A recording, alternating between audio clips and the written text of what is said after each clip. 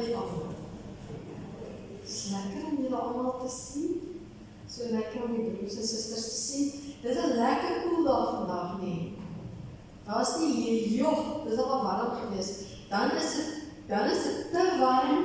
Dan raak ek koud. Ek weet of julle ook so sukkel nie. Dan wil ek met 'n kombers slaap, nie lank daarna nie. Dan gooi ek maar weer die kombers op en dan raak ek weer te warm. So gestoei. Dis dit nie. Maar ons is bly is vandag lekker koel. Ons hoef nie eens die waaiers aan te sit nie. Draai soms so in die banke en groet jou broer en suster wat voor of agter jou is.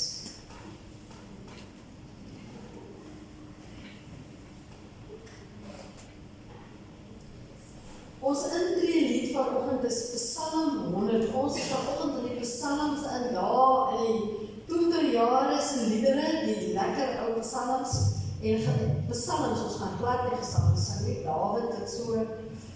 David wat so lief was om psalms te skryf en Asaf wat psalms geskryf het en verskillende koorgroepe wat psalms geskryf het, wat 'n voorreg ons kan psalms sing. Kom ons tree in die Here se teenwoordigheid in met Psalm 100 en ons gaan daar 3 verse saam sing. Met hart sing, ek is alleen in die vanoggend.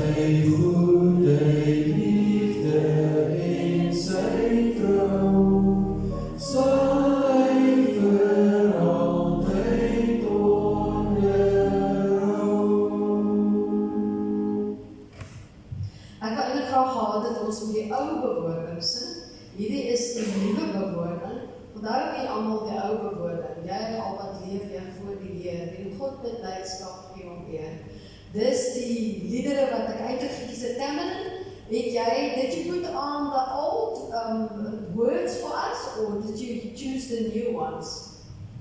I have the old one. Is that, okay, thank you so much.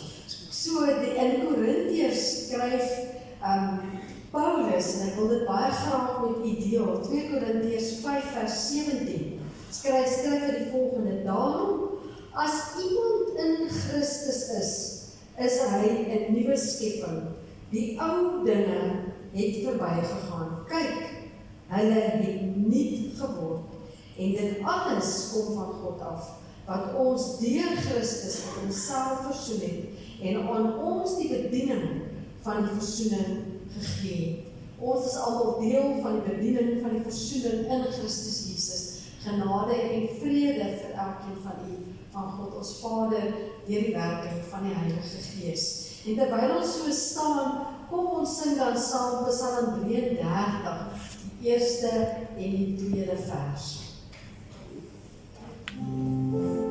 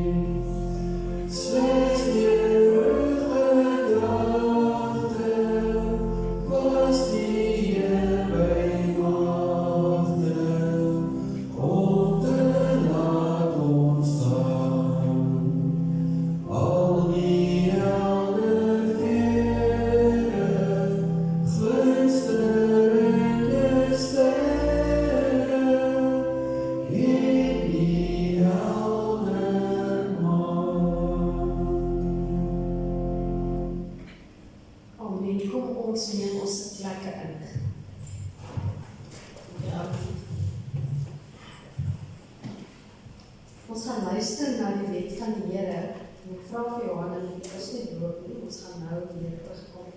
In Exodus 20, die welbekende Exodus 20, wat ons altyd hoor, in ons harte weer klink, toe ons nog kinders was hierdie so dikwels vir ons gelees. Toe het God al hierdie woorde gespreek. Ek is die Here jou God, wat jou uit Egipte land, uit die land van slavernij, uitgelei. Jy mag naas my die ander gode hê. Jy mag nie vir jou 'n gesneede beeld maak nie, enige afbeelding van wat in die hemelruim daarbo, of op die aarde hieronder, of in die water onder die aarde is nie. Jy mag nie voor hulle in aanbidding buig nie, en jy mag hulle nie dien nie, want ek, die Here jou God, is 'n besittelike God, wat kinders laat boet vir die sondeskuld van ouers, selfs die derde en vierde geslag van hulle wat my verwerp. Maar troue liefde bewys aan duisende, aan hulle wat my liefhet en my gebooie nakom. Jy mag die naam van die Here jou God nie misbruik nie, want die Here sal hulle wat sy naam misbruik, nie ongestraf laat nie. Gedenk die Sabbatdag dit te heilig. 6 dae moet jy werk en alles doen wat jy moet. Maar die 7de dag is 'n Sabbat ter ere van die Here jou God. Jy mag geen werk doen nie, jy, jou dogter, jou seun, jou slaaf, jou slavin, jou diere of die vreemdeling wat by jou is nie. Want in 6 dae het die Here die hemel en die aarde en die see gemaak en alles wat daarin is. Maar op die 7de dag het hy gerus. Daarom het die Here die Sabbatdag geseën en dit geheilig.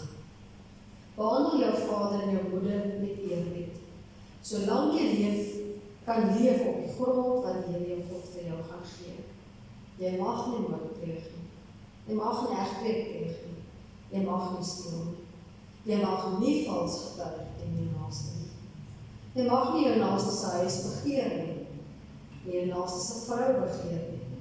Ook nie sy slawe en slavinne nie, sy beeste of sy donkies nie. Jy mag niks begeer, enige iets wat aan jou naaste behoort nie. Toe die hele volk die donderslag hoor en die weerlig sien, as wat die geluid van die ramshoorn en die berg wat rook, was hulle bang en het hulle gewere. Hulle het op 'n afstand bly staan en vir Moses gesê, praat nie met ons en ons sal luister, maar God moet nie met ons praat nie, sodat ons nie sterf nie. Israel het 'n ongelooflike respek vir God gehad en hy besef dat God heilig is. Terwyl ons geluister het na die woorde van die wet, het dit ons weer onder diepe indruk gebring van ons swakheid en ons afhanklikheid van Jesus Christus, ons Here. Kom ons gebruik 'n oomblik van stil gebed om onsself voor die Here te verootmoedig.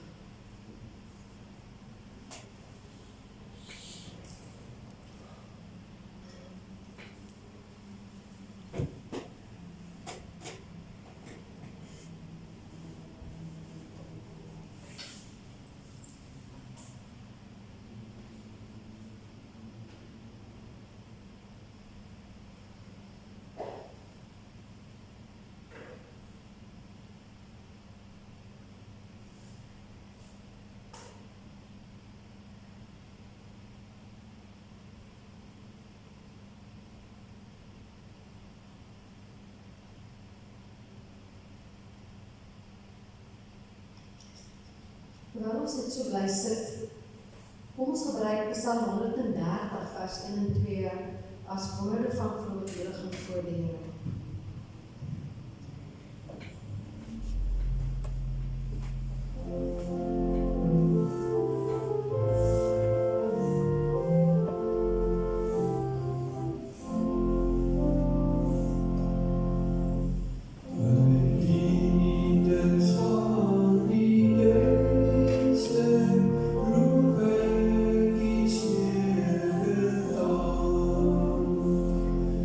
As he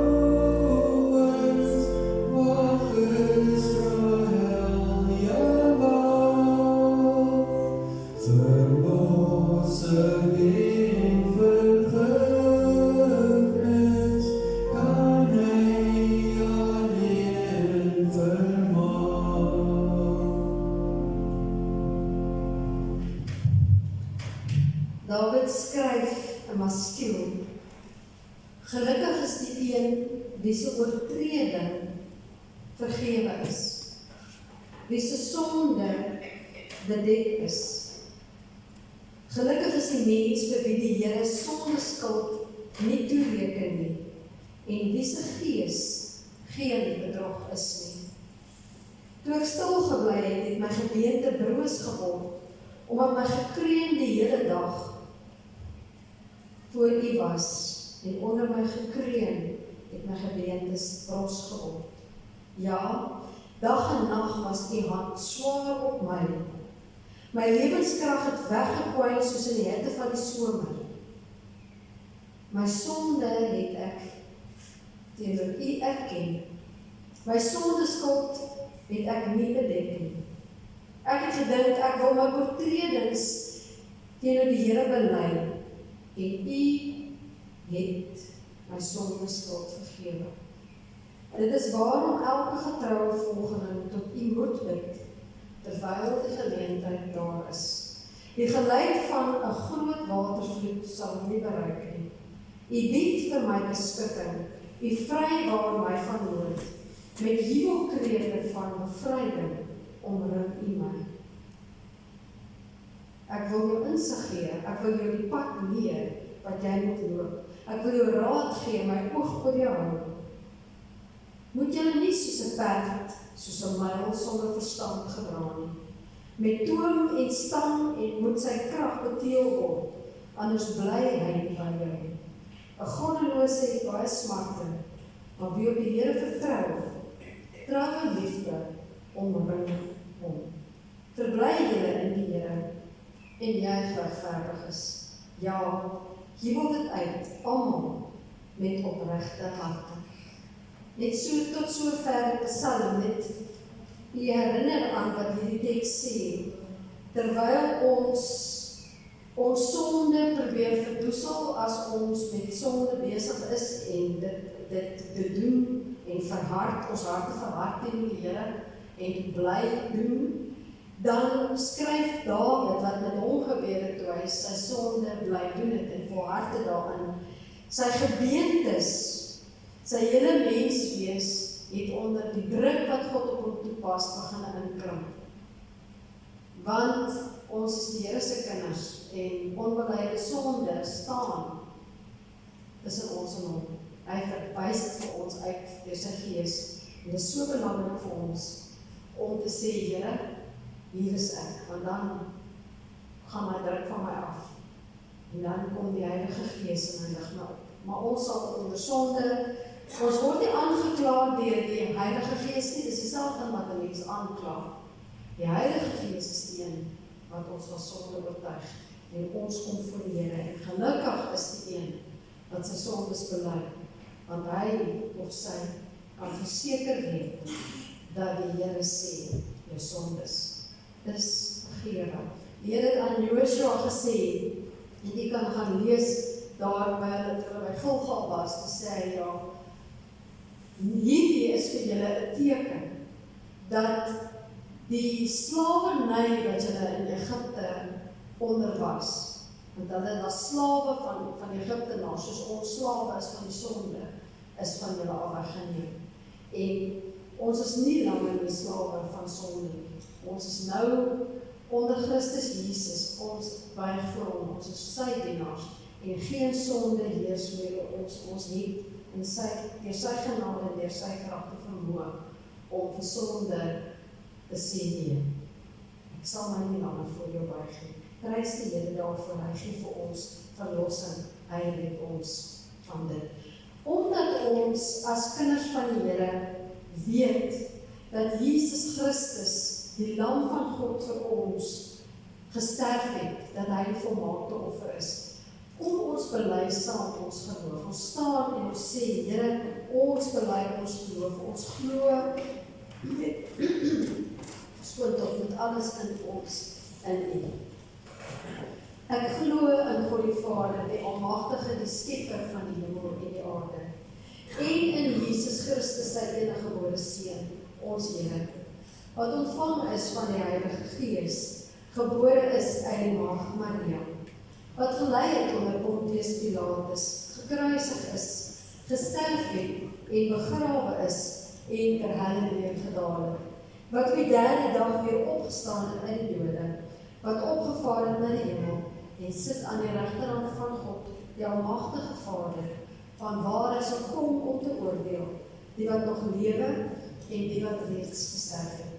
Ek glo in die Heilige Gees, ek glo aan 'n heilige algemene Christelike kerk, die gemeenskap van die heiliges, die vergewing van sondes, die opstanding van die vlees en 'n ewige lewe. Hemelse Vader, as gemeente staan ons voor U. Ons het U lief, ons Vader, ons God. Ons bely, Here, hierdie belydenis uit ons harte uit om te sê, Here, ons glo in U, God die Ene, Vader, Seun en Heilige Gees. U is die een wat die inisiatief gebruik het. Toe U sien, maar en U het dit geweet nog voordat U dit gesien het, nog voordat ons dit nie gedoen het wat ons moet doen in gehoorsaamheid nie, het U reeds geweet dat ons nie daartoe in staat sal wees om 'n volmaakte offer vir U te offer nie. U het U Seun gestuur. Dankie Here Jesus dat U ter wille van ons gekom het. Ons leer in hierdie tyd uit U geliefde Markus se skrywe leer ons oor U doen en late en oor hoe U opgetree het. Leer ons deur die Gees, Heilige Gees van God, inspireer ons, elkeen van ons, om in gehoorsaamheid aan U terug te dink aan die woorde wat ons lees uit Markus, dat ons gedagtes sal rig in lyn met U, Here Jesus. Ons is nie ou skepsels vol van wat oorheers word deur ons sondige natuur nie. Ons is nuwe skepinge in U, Here Jesus, en ons heers oor onsself. Ons voer heerskappy oor ons eie liggame, oor ons eie wil, deur U krag, Here Jesus. U sê, daarom sê ons is tot alles in staat, deur Christus wat ons krag gee, want ons kan oorwin, ons kan sonde oorwin, ons kan die uitdagings wat elke dag vir ons bied oorwin, ons kan in lyding vasstaan, in beproewing kan ons vasstaan, in verleiding kan ons vasstaan. Dankie daarvoor, dat U vir ons die krag gee. Spreek dan vanoggend weer eens, deur U woord met ons, en mag ons hoor wat U vir ons sê, Gees van God, in Jesus naam. Amen. Amen. Amen.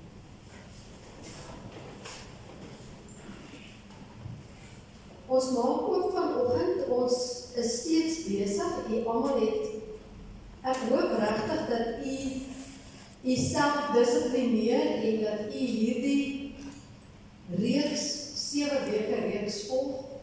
Ek weet, dit is dissipline, want jy forceer jouself so 'n bietjie om tekste te lees, wat jy nie beplan het om op jou eie te lees nie.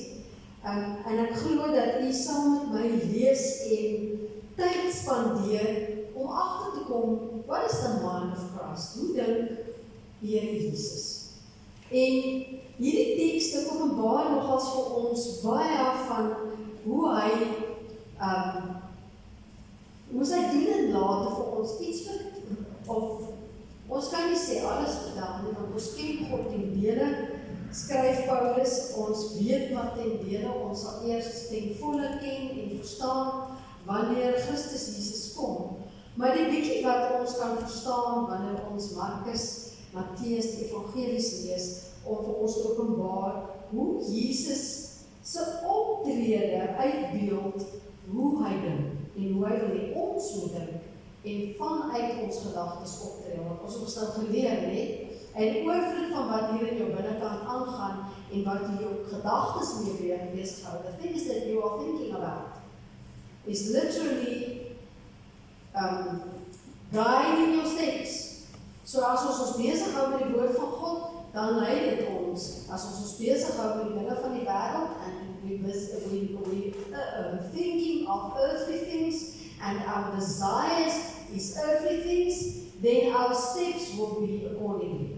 That if our desires is the kingdom of God. Jamie Smith het 'n boek geskryf, Desiring the Kingdom. En iemand het 'n bietjie geskryf het met die naam meer, gaan lees daarin. It's a very interesting book to teach us. People desires things. And you can only have those things if you desire that. And you work hard and you work smart and it's all your own effort. But if you desire the kingdom of God and you desire Jesus Christ, all the other things will be added to it. So daar's 'n omgedraaide prinsip wat die Here vir ons leer in sy woord. The principle is, the kingdom of God is not the same. When people, like for instance the disciples, they thought they're going to have a king, this king that's going to save them. And what did Jesus do? He didn't come as this king to save the world in the sense of being a king like Prince Charles is at this stage. But he came as a savior, humble, nederig, ry op 'n donkie, en vestig sy aardse koninkryk, his earthly kingdom. That's part of heaven. In a total different way. Wat het hy gedoen? Jesus het nie vir sy disippels gesê, was my voete nie. What did he do? And we are going to do that in this time, in this Lydenstyd. He washed his disciples' feet. En dit leer ons, die koninkryk van God is omgekeerd. Hy stel ons nie aan die bo nie, hy sê, jy wat nederig is, en onder is, en ander dien sal opgehef word. Maar as jy gedien wil word, sal jy agter in die baan gaan sit. Jy kan dit lees in die Evangelie. So vanoggend gaan ons praat oor die disippels wat Jesus aangestel het, spesifiek, sodat ons 'n bietjie, ons het by die Bybelstudie, en ek wil hier regtig uitkom om die Bybelstudie te kom bybring, en die Bybelstudie het ons hierdie week wat verby is, het ons gesels oor Jesus se disippels, en ek was gereed om die 12 disippels te bespreek, maar ons het so lekker gesels, en so deur die hele Bybel gewandel, dat ons eintlik net met een disipel gekom het, en ek het gedink in my hart gevoel, vra vir die Here, kan ek met die gemeente hierdie deel, want dit is so spesiaal. Die gemeente moet dit ook hoor, dit is nie net die Bybelstudie groep nie, en dit het net so sterk op my hart gelê, ons moet ook 'n bietjie gesels oor die disippels, en wie die disippels van Jesus Christus is. So, Markus 1, en ons lees daar van die 16de tot die 20ste vers, en dan Markus 3, en ons lees daar van die 13de tot die 19de vers. So, Markus 1,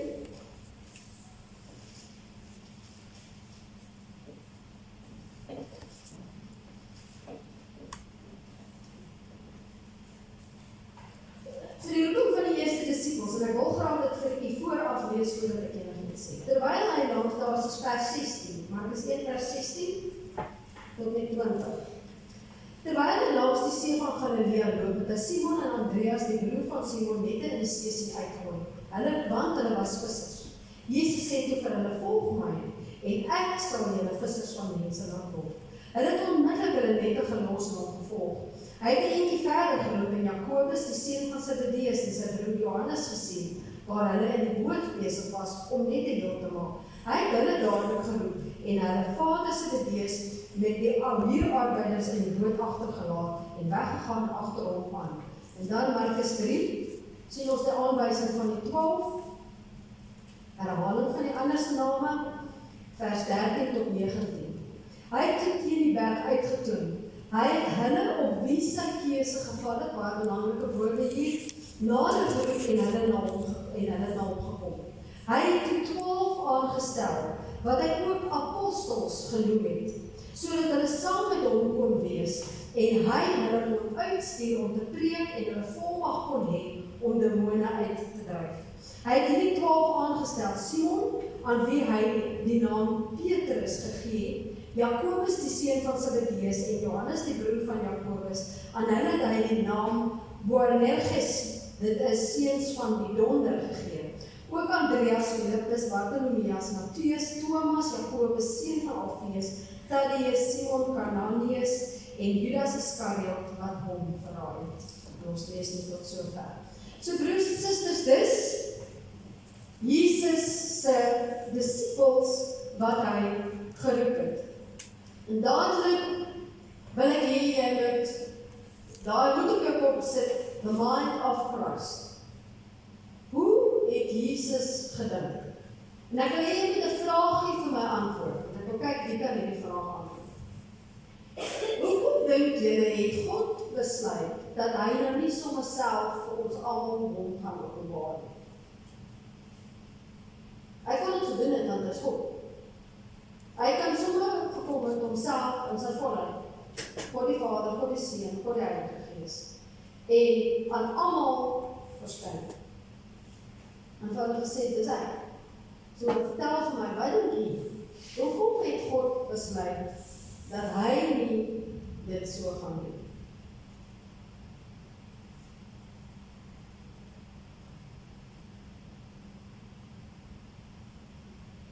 Ek gaan gou 'n bietjie kyk as by die ou langs jou. Why did God decide to use disciples, to use people? And why did he not reveal himself to us the way in his Father, Son, and Holy Spirit? Because he can. In another way. He is also the way. And why did he use this way? Ek sien almal kyk my so, wat het julle nou geskrik van my? Van my vraag? Is dit 'n moeilike vraag? Ek sê vir julle sê, Johannes wil probeer.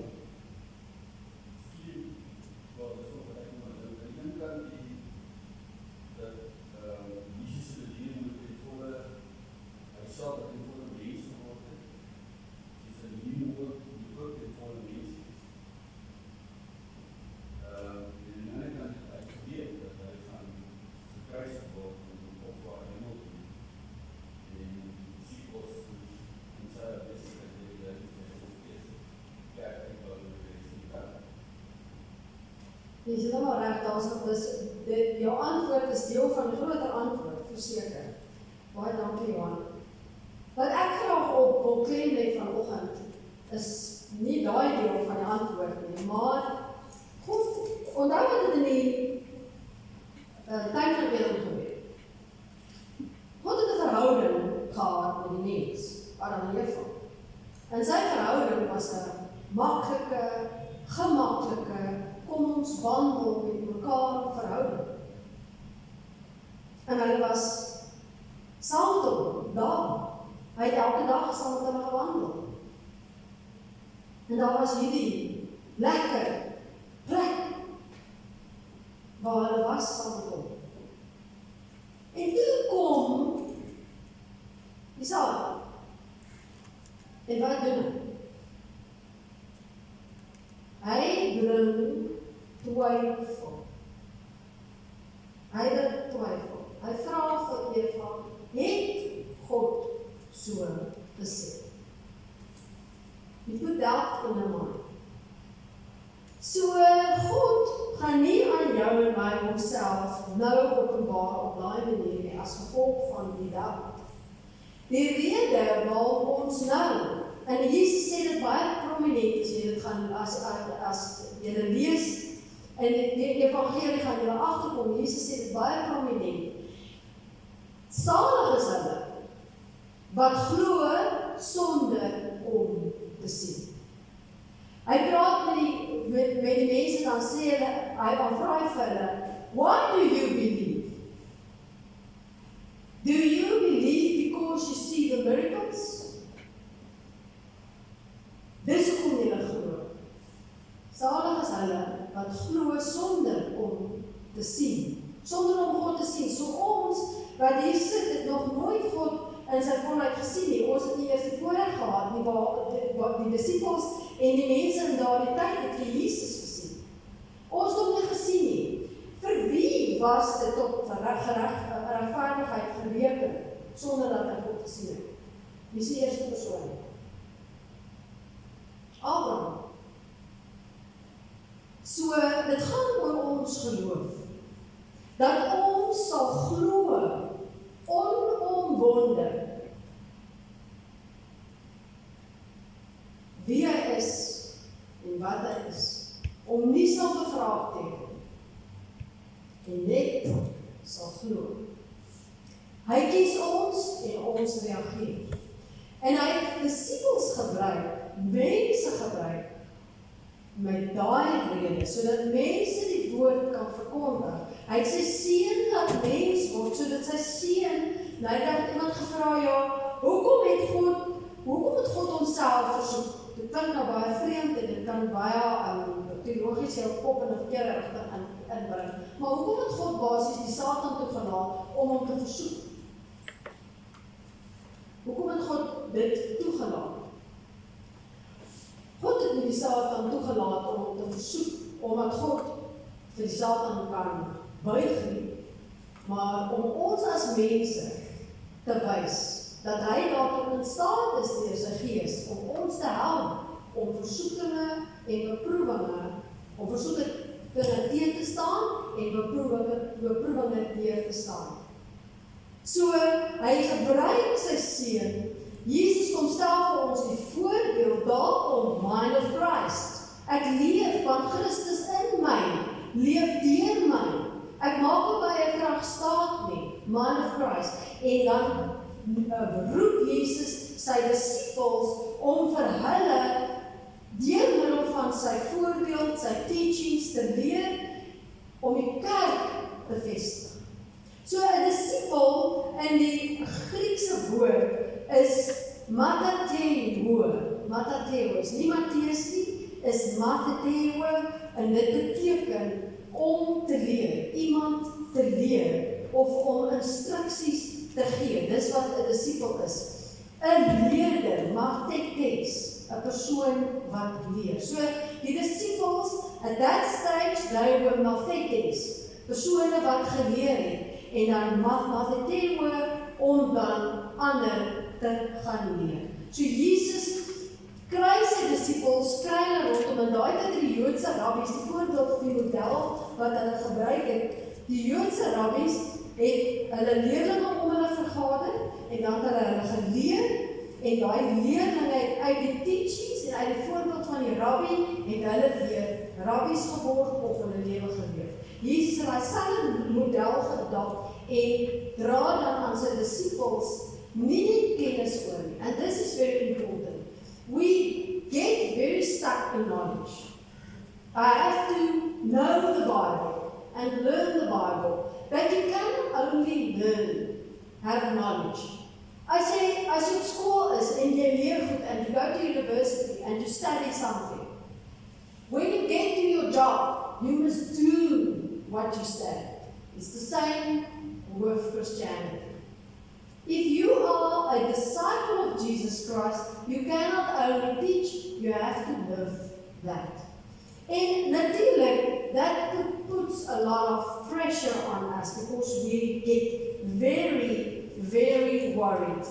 If that is, that we have the mind of Christ, that Christ is living in us, why is it that we still sin?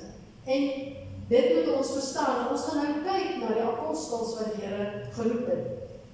En jy sal onthou in die tweede gedeelte wat ons gelees het, het ons gesê, Jesus het hulle apostels genoem. And this is very important for us to know. There's many churches that have their own apostles. And they say that these people are apostles. But according to the Bible, Jesus had these 12. And then Judas Iscariot, hy het Jesus letterlik verraai. So hy basies homself uit die groep uitgehaal. En toe was hy vervang met Matthias. En na hom was Paulus die een aan wie Jesus op die pad van Damaskus verskyn het. En hy was die volgende apostel gewees. In daardie tyd, se apostolos, those who are chosen and sent with a specific reason, with specific message, dit is wat die apostels was. En hulle was die enigste mense wat die autoriteit gehad het om die kerk van die Here Jesus Christus te vestig. They literally were the people that laid the foundation The apostles were foundational for the whole church, the Christian church. And I know there's people that claim that they are apostles. And I don't know why they do not understand the Bible correctly, but die amp van apostel, waar jy 'n apostel is en jy word genoem apostel, is verby. It ain't here with the apostles. But the function, there's a difference. The function can still continue. And I know that there is still churches where the people are being called apostles, and according to the Word of God, that is not the case. So in ons tradisie hou ons by hierdie waarheid wat ons glo en hier staan. Nou belangrik van die apostels was die feit dat hulle deur die Here Jesus Christus vooruit gestuur is. Very, very important. They were sent by Jesus, and He gave them specific authority. Ons lees dit weer, maar jy moet weer daarna toe gaan, na die derde hoofstuk toe. Hy het hulle aangestel, hulle apostels genoem, en sodat hulle saam met hom kon wees, en hy het hulle uitgestuur om te preek, en hulle volmag kon hê om demone uit te dryf. En so hulle het oral gegaan, mense het tot genesing gekom, en hulle het demone uitgedryf. Net soos wat Jesus dit gedoen het. En jy sal onthou, in die Bybel lees jy van die 72 wat uitgestuur is. En dan vra hulle vir Jesus, maar jy het ons uitgegaan en ons het demone uitgedryf, ons kon nie glo nie, die demone het onder ons, het gebuig onder ons bediening. En ons het mense is genees onder ons bediening, en dan sê Jesus, julle moet eerder bly wees, dat julle my kinders kan wees, as wat julle bly is daaroor, dat julle demone uitgedryf het, en siekes gesond gemaak, dat julle deel kan wees. So die klem lê nie op daardie funksie nie, die klem lê op Christus Jesus. Altyd terug na Christus Jesus en sy kerk. Die binnekring wat ek graag met julle wil deel van die persone wat Jesus geroep het, die 12 apostels, in die binnekring was daar 3 persone gewees, en daai 3 persone was, ja, wie is die eerste persoon wat julle aan kan dink, wat in Jesus se binnekring was? Ja, Simon Petrus was die eerste persoon in Jesus se binnekring. Nou, as ek praat van binnekring, was dit die persone wat die naaste aan Jesus was. En die persone wat die Here ook nader genooi het by spesifieke gevalle. Daar toe hy na die tyd van Getsemane gegaan het Jesus hulle genooi. En toe hy verheerlik is, hier in die week wat verby is, het ons die Jesus verheerliking op die berg gevier. Toe hy verheerlik is, hy het spierwit geword, sy aangesig. En hulle kon dit nie glo nie, was dit Petrus, Jakobus en Johannes. Hulle was die naaste aan Jesus gewees, die binnekring.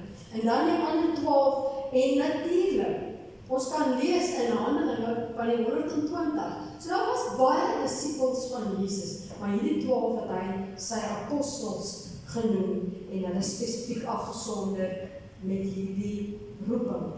Nou, as ons nou kyk na hierdie 3 binnenkring disciples, dan sal ons nou dink, ja, hierdie moes manne gewees het, want Jesus, he literally chose them, en hulle moes perfect gewees het. Hulle moes hierdie perfecte Christene gewees het. They did all the right things, and said all the right things. Maar, as jy kyk, en ek wil ons moet na Petrus se lewe kyk, is waar ons gesels het in die Bybelstudie. Petrus was een van die voorbeelde vir ons, tot die seuns van Donder, Jakobus en Johannes, hulle was vuurige manne gewees. Die seuns van Donder, hulle wou allerhande dinge doen, hulle wou gehad het, net sommer uit die hemel uit doodgemaak word. Sulke dinge. Maar Jesus het Petrus, Jakobus en Johannes naby hom toegelaat. En 'n mens wonder, maar hierdie mense, was hulle perfek? Was hulle nie? As ons nou dink aan Jakobus en Peter en Johannes, hoor ons al klaar, daar was 'n bietjie van 'n vreemdheid aan hulle gewees. Maar kom ons kyk, Petrus, as disipel van die Here Jesus. So as ons dink oor the mind of Christ, en ons dink daaroor, ek is nie 'n volmaakte mens nie, ek het 'n klomp krake, ek maak 'n klomp foute, is ek goed genoeg om geroep te wees, om 'n disipel van Jesus Christus te wees? Is ek goed genoeg om te sê, I've got the mind of Christ, die denkwyse van Jesus Christus? Kan ek myself in daai posisie plaas? Dan antwoord Petrus lewe ons eintlik. Ek wil sê vir ons, jy kan. Nou as ons kyk na Petrus, as daar's verskillende tekste, en ek glo nie ons gaan tyd hê om alles te lees nie, maar Matteus 16 vers 21 en 22, en julle kan gaan so te blaai sou julle wou, Matteus 16,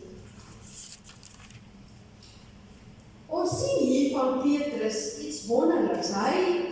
Wanneer Jesus vir hom vra, wie sê jy is ek? Dan antwoord Petrus, Christus, die Seun van die lewende God. So, ons sien in Petrus hierdie man wat Christus Jesus erken en wat besef dat hy die Seun is van die lewende God. En dan, die volgende keer, in dieselfde gebeure,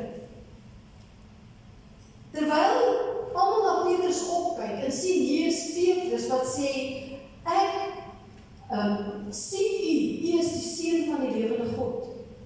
Verander Petrus se gesindheid. En net 'n bietjie verder aan, lees ons die volgende van Petrus.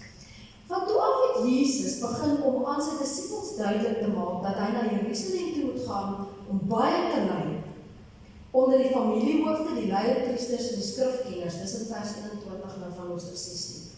Petrus het op een kant toe geneem en hom tereg gewys. Mag God dit verhoed, Here, dit sal beslis nie met u gebeur nie. Maar hy het omgedraai en vir Petrus gesê, gaan weg agter my, Satan. Jy is vir my 'n struikelblok, want jy bedink nie die dinge van God nie, maar die dinge van mense. Interessant nie? Petrus wat eers sê, Jesus, u is die Seun van God, net so, draai hy om en wil hy van Jesus 'n aardse koning maak, vir wie hy met 'n swaard sal beskerm. Jy sal onthou wat dit in die tyd van Getsemane gebeur. In die tyd van Getsemane, Petrus, hierdie man wat vir Jesus volg, en dan kap hy Malchus so voor af. Hy het 'n swaard by hom gedra. Miskien het hy begin voel, hy het nou vir Jesus beskerm, want Jesus is die nuwe koning wat kom. So in Petrus, aan die een kant is dit hierdie man wat Jesus sê, jy is die rots. Hy noem hom Petra, wat rots beteken. Jy is die rots. En op jou getuienis van my sal ek die kerk bou. En dit gaan eintlik oor die getuienis oor Jesus. Sal my kerk gebou word. En Petrus was een, soos jy weet, van die fondasie en leers van die Christelike kerk. En hierdie Petrus, wat Jesus noem rots, in daai een oomblik verander sy hele gesindheid, of is die verstaan wat hy eintlik nog het, aardsgesind. Soek hy nie die wil van God nie, maar soek hy sy eie wil, mense se wil, die hoop van Israel. In dieselfde asem,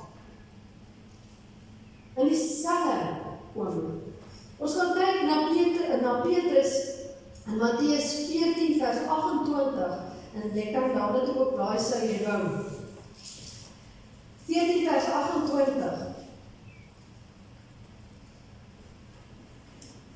Jesus doen wonderwerke, ons het dit almal gelees in Markus. Hy het die brood vermeerder, en na die brood vermeerder het, loop Jesus op die see en die disippels is in die boot.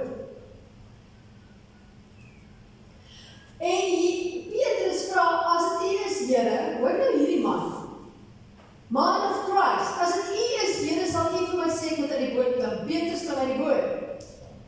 It's got the mind of Christ. In faith is walking on water. soos wat die wêreld se bekommernisse, wat het Jesus gesê? Moet oor niks besorg wees nie. Daai gelykenis van die saad, wanneer steel word die saad, wanneer word die saad uit jou gemoed, die saad van die woord uit jou gemoed uitgesteel? Wanneer die sorge van die wêreld so erg raak, dat jy net die sorge van die wêreld, die bekommernisse, die angste en vrese raak sien, is wat met Petrus gebeur het. So dit leer vir ons, in Petrus self, in die man wat die kerk gevestig het, wat 'n groot leier was, die eerste gemeente se leier was, daai man het ook getwyfel. Op daai oomblik, toe hierdie groot waters en golwe om hom begin woed en opstaan teen hom, die sorge van die lewe in ons interpreterende taal, toe dit woed, toe sien hy nie meer vir Jesus nie. En hy sak aan die water weg. Hy twyfel, hy weifel in sy geloof. So ons leer hier uit, dat uit Petrus se lewe, dat die Here roep vir ons. Hy roep ons om sy mind te hê, om ons gedagtes op hom te fokus. Maar hy sê ook vir ons, hy weet wie ons is. Hy weet dat ons net mense is. En dit moet nie ons verskoning wees om sonde te doen nie. Ek kom agter, en baie mense sal sê, maar ek is net 'n mens. Dit moet nie ons verskoning wees waarom ons sonde doen. As jy sonde doen, dan doen jy dit wat jy wil doen, jy doen dit dan.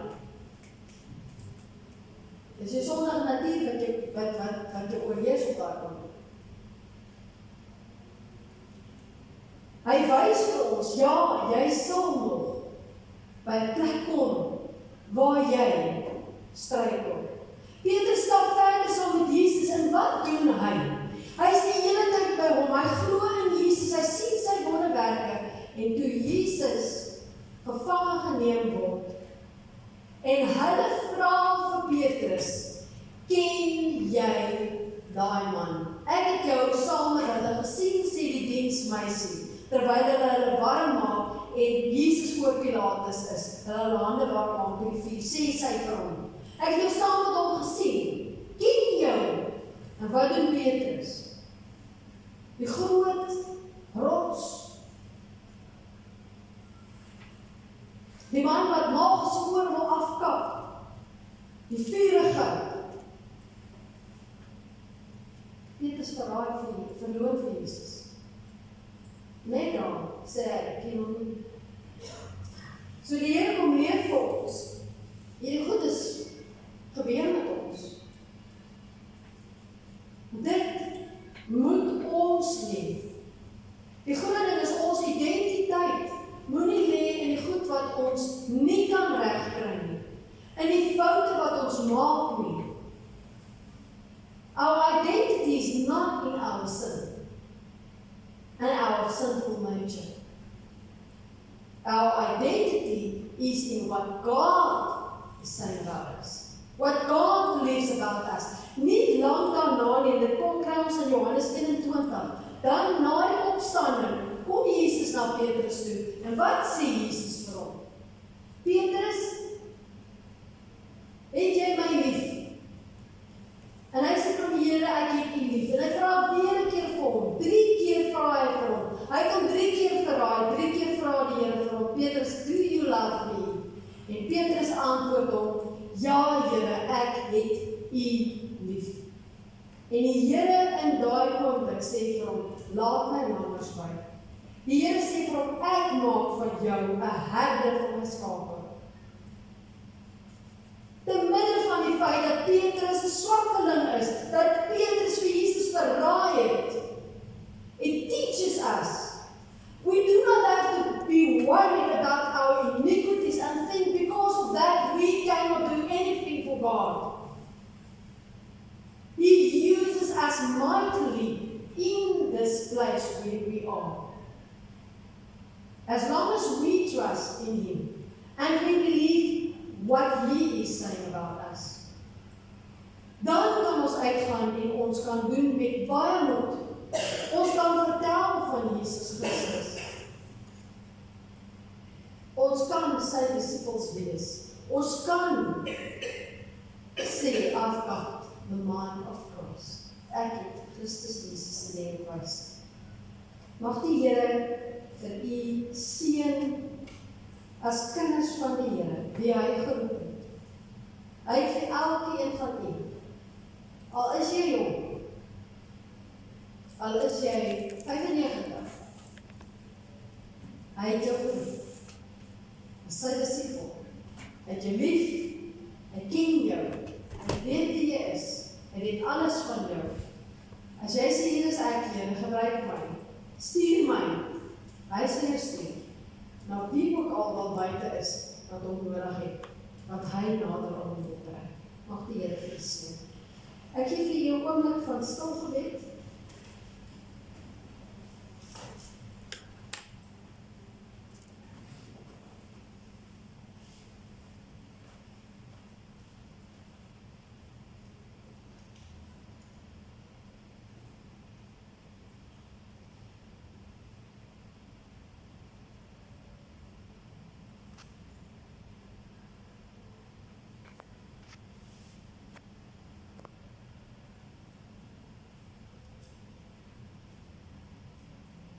Here,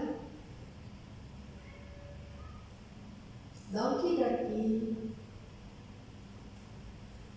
ons geroep het om diensbaar te wees in die koninkryk. Here, dankie dat u na ons harte kyk, Here. U sê dit. U kyk nie na wie ons is en wat ons bereik het of nie bereik het nie. U kyk binne in ons harte na die opregtheid van ons hart. Of ons u liefhet. Of ons u in die oog het. Of u ons opstaan, ons sit, ons slaap, ons lewe is. En ons wil vanoggend as die gemeente, Here, u kinders wat hier by mekaar is, sê Here, u is ons alles. U is ons lewe. U is ons sit en ons opstaan.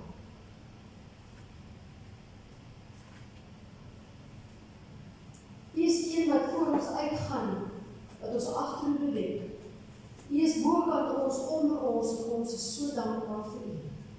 Dankie dat ons lewens aan u behoort, dat ons lewens aan u toevertrou is, en dat ons u kan vertrou, Here. Dankie dat ons kan glo in u, dat u ons die begin en die voortset en die volleinding van ons geloof is, Here Jesus. Dat u ons nader en aan u bly kry. Dankie dat u ons vorm, elke dag, om meer en meer soos u te word, Here Jesus. Ons wil bid vir ons broers en susters wat in nood is, finansiële nood. Wil u asseblief, Vader, vir hulle deurbraak gee in hulle finansies. Bid vir ons broers en susters wat se liggame siek is. Here, net u kan genesing bring as dit u bewus is. Ons wil bid vir ons land se regering vanoggend, Here. Wil u asseblief ons regering oproep om verantwoording te neem oor hierdie land en elke persoon wat in hierdie land woon. Here, ons dink aan ons medegelowiges wat oral woon. Wil u vir hulle beskerm en bewaar van alle gevare soos net u kan doen. Ons dink aan ons broers en susters wat woon in Khayelitsha, Mitchellsplein. Daar so baie plekke, Here, waar daar gereeld skietery is, moorde plaasvind, mense net eenvoudig van hulle lewens opneem word. Here, wees asseblief vir ons genadig.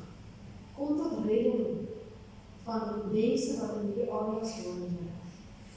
Wil jy asseblief vir ons polisie die moed gee om die werk te doen waarvoor jy hulle geroep het. Dat 'n gevaarlike werk is. Dat hulle die gemoed sal kry om op te staan teen enige kriminaliteit. Here, ek dink aan Musa en die hele gemeente aan Woester wat hulle dag my gepraat het. Here, wil U asseblief vir hulle dit wat hulle verbid en in staat stel om dit vir ons te fasiliteer. As ons kan help, bring ons tot daardie plek, Here, dat ons, dit is wat U vir ons sê ons moet doen, dat ons van hulle ook sal help en sal bystaan in hulle nood.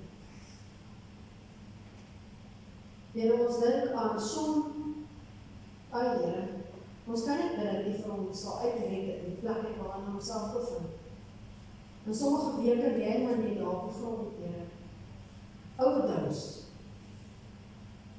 Wil U asseblief vir hom ook uit dit uitred waar hy homself bevind, asseblief, Here. En dankie dat ons dit alles kan vra, en U met ons gemeente wees, oral waar hulle is. Hou hulle veilig in U hand, Here. Elkeen wat hier vanoggend is, neem hulle veilig huis toe. Ons dankie dat ons vir U kan loof en waar U is. Dankie dat ons na U kan opkyk. En ons vra vir U seën en U beskerming. Ons kan weet, as U U naam vir ons uitspreek, is ons onder U. In Jesus' naam. Amen. Dus en sisters, ons van gemeente vir jou vergader.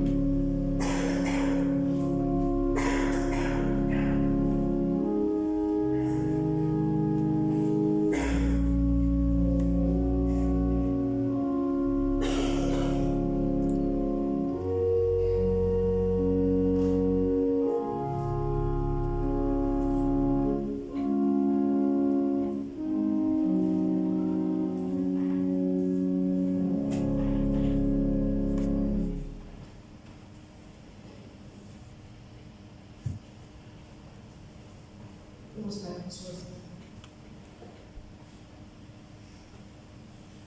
Baie dankie, Here, dat ons aan U gehoorsaam kan wees en kan gee, sodat U kan doen wat U wil doen om U koninkryk uit te bring. Om alle by te staan wat hulle nodig het, soos die jong mense in altyd tooi thuis, wat ook hulp ontvang van al die projekte wat opgeneem word, die opgaves wat gegee word van my. Dankie vir U genade, Here. Ons loof U al vir in Jesus naam. Amen. Ons afkondigings vir die week. Dis die 5de Lydensweek en as dit die 5de Lydensweek is, dit gaan oor ons weke, hoe ons het ingedeel op ons kalender, ek wil dit net vir u so noem. Dan is dit die 4de Sondag, as jy na die ACL leesrooster kyk. Maar oor 2 weke van hier af dan, as jy nou kyk op ons blaadjie wat ons vir u uitgegee, sal u sien die 13de tot die 19de, vier ons groot Lydensweek. En ek wil u regtig uitdink, volgende Sondag gaan ons vir u 'n ekstra blaadjie saam met julle uitdeel, wat dan die groot Lydensweek vier. En die rede waarom ons spesifiek gekies het om dit nou so te doen, het daarmee te doen dat lidmate kan nie, veral in die areas waar het gevaarlik is, rondry en na mekaar in die aande nie. Ons probeer om dit te vermy, sodat ons mense se lewens nie in gevaar stel nie. Ons vra dat huisgesinne, asseblief gesinshoofde, as daar dan nie 'n man is nie, 'n vrou, dat die gesinshoofde dan die diens of die oomblik sal waarneem. Jy kan dit enige tyd van die dag doen, as gemeente gesamentlik doen, ons het 7 uur, waar ook al jy thuis is in jou huis, vanuit jou huis uit, en jy kan mense in jou buurt nooi, om saam met jou in die lydenstyd tyd te spandeer rondom Jesus se optrede net voor Goeie Vrydag of die dag toe hy gekruisig is. En dan wil jy regtig uitnooi, volgende week sal ons die blaadjies uitdeel, dat jy daaraan deelneem. Dan die tweede afkondiging, ons wil baie graag ons YouTube, ons eredienste regstreeks uitsaai. Maar ons kan dit nie doen as ons nie genoeg persone het wat subscribe op ons YouTube nie. So daar het jy die detail. Asseblief subscribe vir ons, sodat ons dit kan livestream soos wat ons dit op Facebook doen. Ons gebruik nie meer Facebook nie, daar is dan mense wat Facebook geregistreer is. Party mense voel dus om dit doen nie, daar is mense wat sê, ek stel glad nie Facebook wil af nie. So ons wil dit uitbrei, ons gebruik ook van YouTube. Help ons asseblief daar, ons het nog vele maal afgekom. Dan chappies, Kaugom. I don't know why people are doing this, maar mense eet Kaugom, en miskien is dit om jy voel jou asem, voel nie lekker of wat ook al, maar dis okay, jy kan jou Kaugom kou.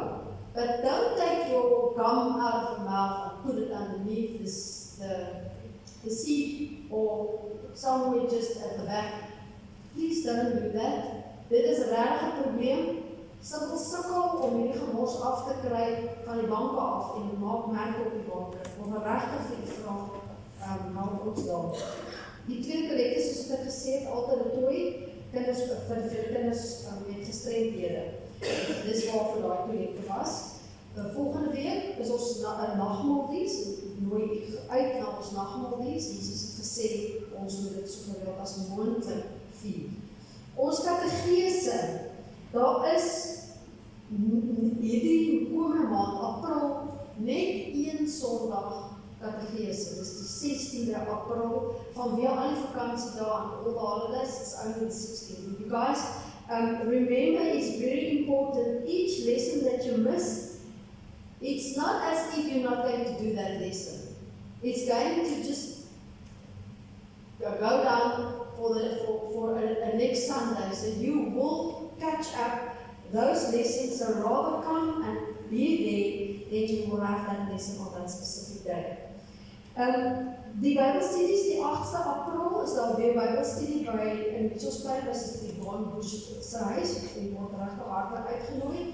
En dan, indien u belangstel om Bybelstudie in u area te hê, wanneer ook al, praat asseblief met my.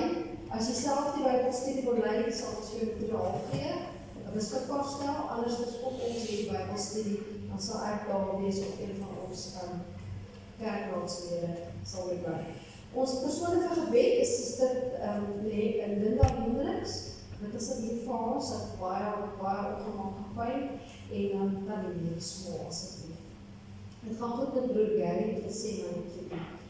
Baie geluk aan Logan en Keenan, ek is ons nou reg daar. Keen, reg daar, ek kom daar nie. Met die geboorte van hulle eersteling, Cartwright Alexia, en ook aan die oumas en oupas, en papa, baie geluk aan hulle, die geboorte van hulle kleinkind. Dan ons verjaarsdag, Teigen, Paulberich, hy verjaar vandag, ag nee, môre, nee. Wat is vandag? 30ste. Dis môre, nee. Wat is verjaar is jy môre? Sorry? Sorry, it is today. Daar is dat hier. Baie geluk aan Teigen, met sy verjaarsdag. En die 5de April, Trevor, baie geluk aan broers en sisters, wat kyk allemaal my so aan. Kom ons staan, maar sluit ons af met Psalm 146, vers 1, 2 en 8.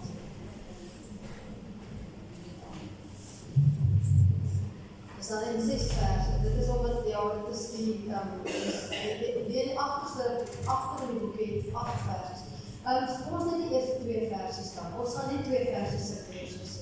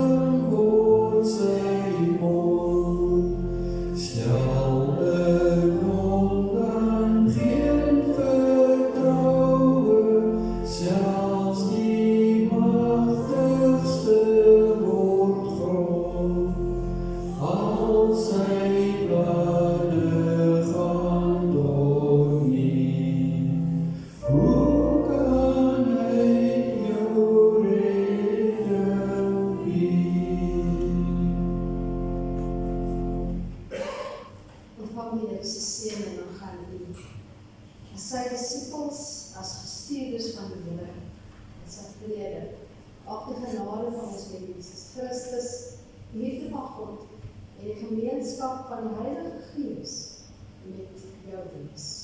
Amen.